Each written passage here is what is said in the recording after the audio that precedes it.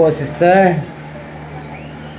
Welcome on board po sa ating programang ito, Kandungang Bayan, sa Kapwa Operatives, at sa ating pong pintekas at kagiliw-giliw na host, Tony Falcon, ng Lingkod Bayan.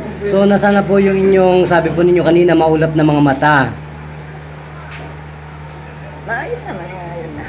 So, ilan taon na po kayong nagkakaroon ng problema sa mata na yan? Yung pagdating ko ng 60.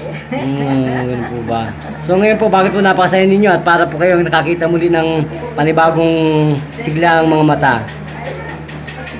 Salamat sa So, makatotohanan po ba itong ginagawa natin na programa para po maisalba natin ang lahat ng klase pong karamdaman na matagal na nating tinatago sa ating buhay? hindi rin pa masabi sa iba. Opo. So, ngayon po kayo nakaramdam at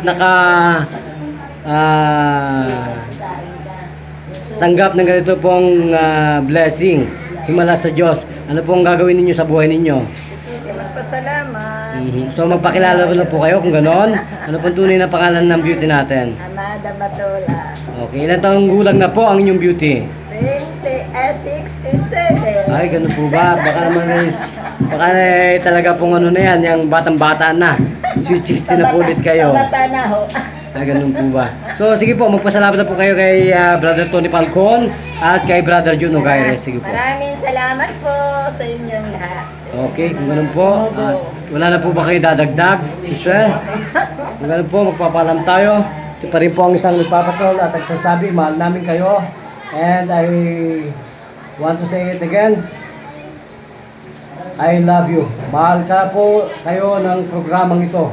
Dito ka sa Tugumbay, kasamang Tony Falcon. Thank you, Mr. Roxanne. Bye-bye.